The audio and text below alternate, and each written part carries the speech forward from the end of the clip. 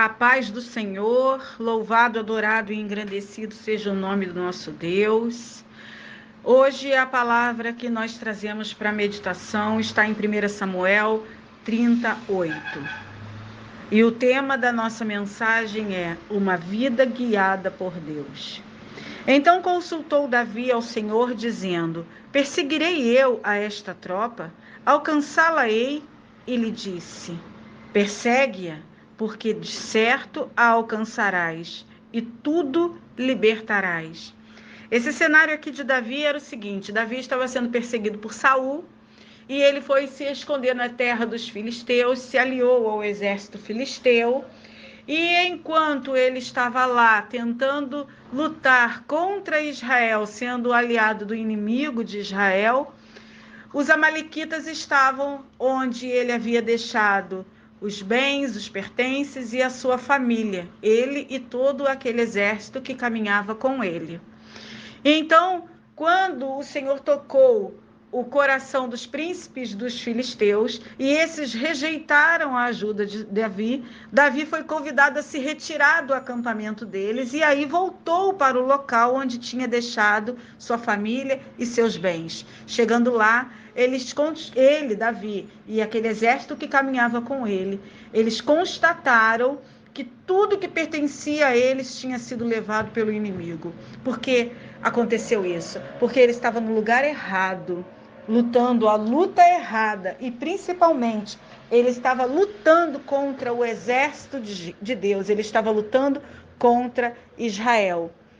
Então, ele ali, aflito, ele chorou, os outros homens guerreiros, valentes, que caminhavam com ele, também choraram, e eles se debruçaram ali em lágrimas, mas o sofrimento de Davi, a angústia de Davi, a dor de Davi, ela é sentida intensamente, mas a reação espiritual de Davi é surpreendente.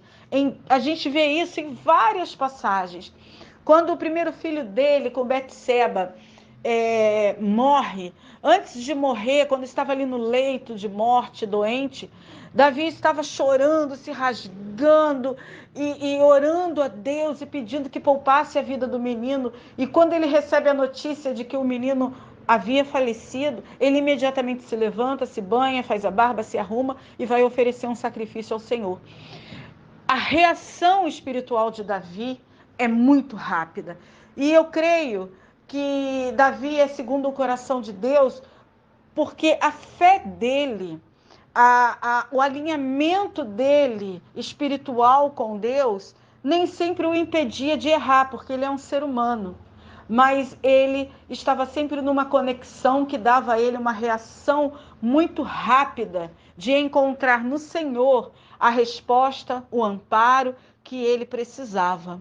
Então ele pergunta, ele chora, ele se debruça sobre essa dor, ele sofre, ele se angustia, ele tem medo, mas imediatamente ele toma uma postura de servo, uma postura de dependente no Senhor, uma postura de quem reconhece que falhou, que estava no lugar errado, que errou.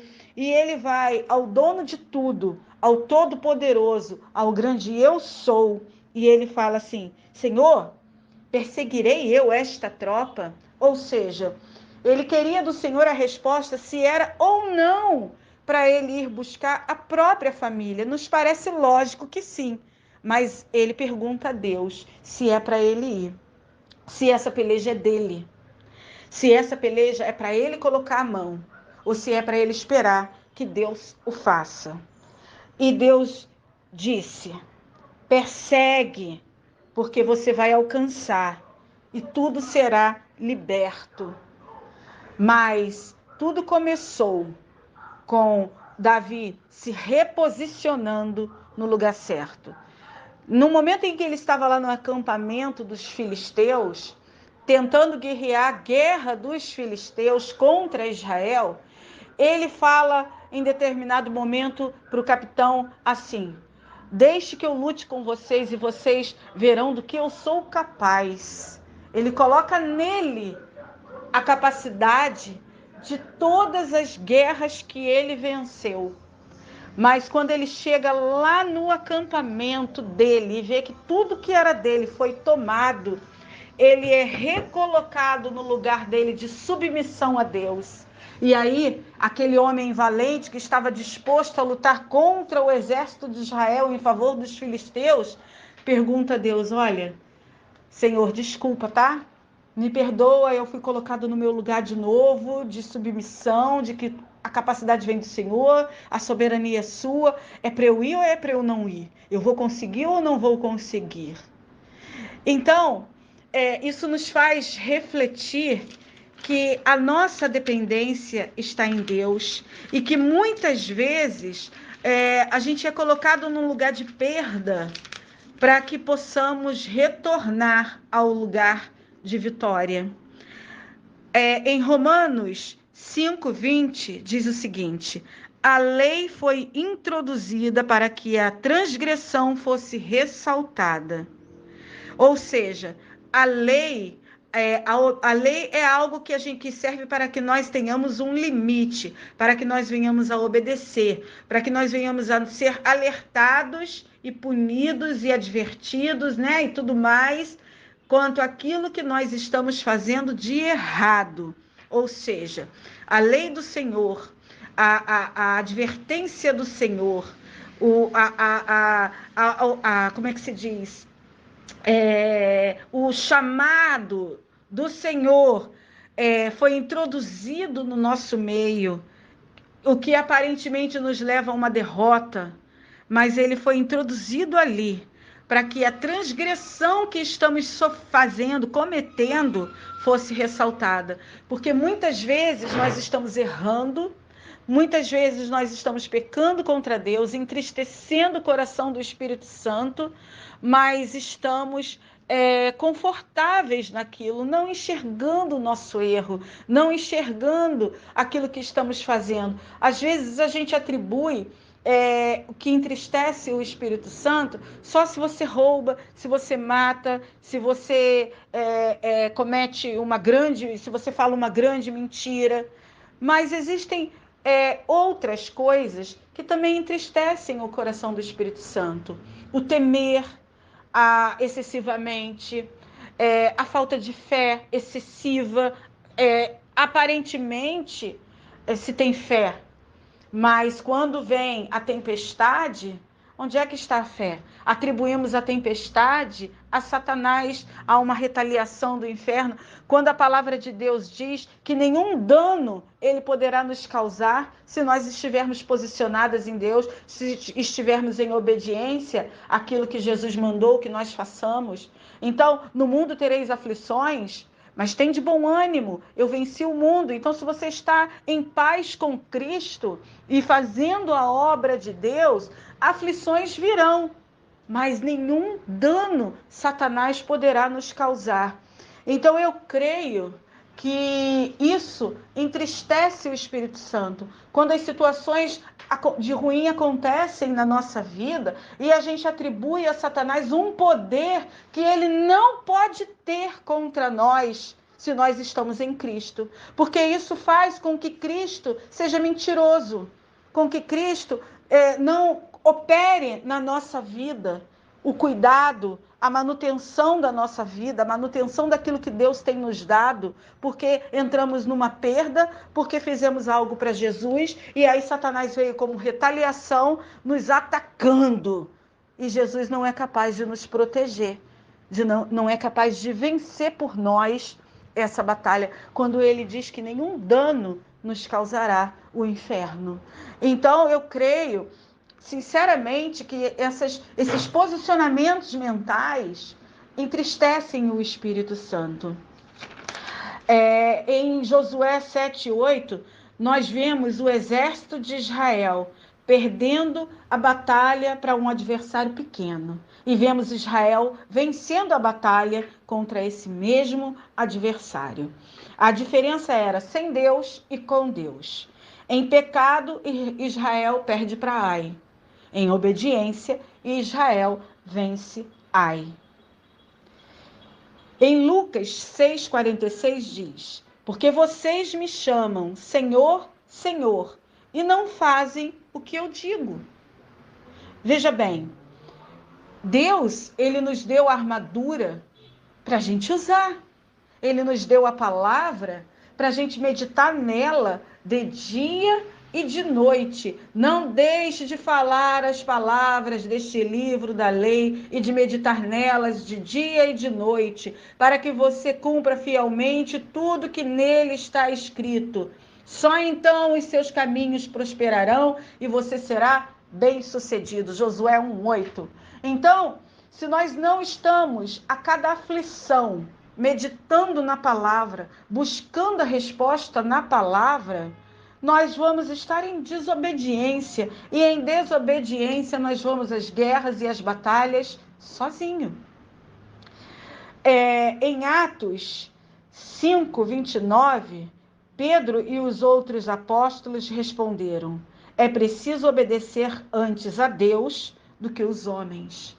E muitas vezes as circunstâncias impostas pelo mundo nos fazem obedecer aquilo que os nossos olhos estão vendo, aquilo que está acontecendo, aquilo que o homem está nos impondo. Ou seja, não vos conformei com as coisas do mundo, antes transformai as vossas mentes. Isso não está acontecendo, porque as coisas do mundo estão nos fazendo colocar num lugar de conformismo, onde aceitamos as limitações humanas, quando a palavra de Deus diz que é preciso obedecer antes a Deus. Se temos promessa, nós temos que obedecer a promessa.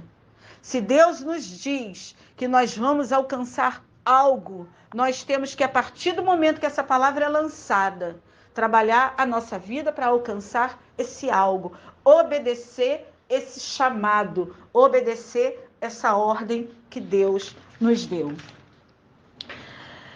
Em Tiago 1:22 nós lemos: sejam praticantes da palavra e não apenas ouvintes, enganando vocês mesmos.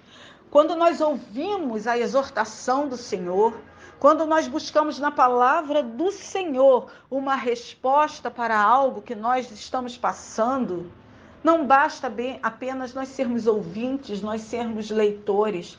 Nós temos que, de fato, ser praticantes. Nós não podemos dizer para uma pessoa que está aflita, desesperada, se sentindo desamparada, agoniada, angustiada em sua alma, mas que não conhece Jesus. Nós não podemos dizer para ela: olha, eu vou te apresentar Jesus, ele vai mudar a sua história, ele vai mudar a sua vida. E nós não praticarmos isso na nossa própria vida. É por isso que a lei foi introduzida, para que a transgressão fosse ressaltada. Porque quando nós somos confrontados, sendo tirados da nossa zona de conforto, aí nós mostramos a meditação na palavra. Aí nós mostramos se somos praticantes da palavra. Porque diante da situação que estamos enfrentando, nós clamamos a Deus, nós oferecemos sacrifícios ao Senhor, nós montamos um altar para o Senhor, nós nos dedicamos ao Senhor para que Ele possa interceder por nós, mudar aquela circunstância.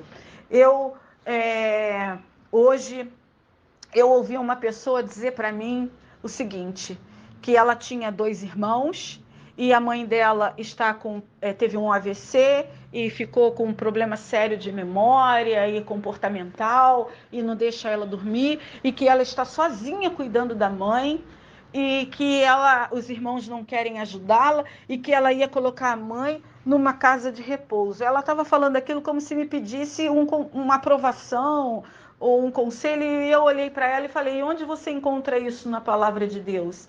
Na palavra de Deus diz que se houver adultério, você pode se divorciar. Na palavra de Deus diz, né, que quando você se casa, deixa a casa do seu pai, da sua mãe, você vai viver lá com o seu marido, vai ser uma só carne. Mas onde está dizendo que nós devemos abandonar os nossos idosos? Que nós não devemos estar ali com eles, recebendo do Senhor a capacidade de administrar aquela situação que nos foi imposta? Onde está dizendo que os nossos idosos se transformam em peso? Onde está dizendo? Você tem promessa? Quem sabe cuidar da sua mãe não é o caminho para você alcançar essa promessa?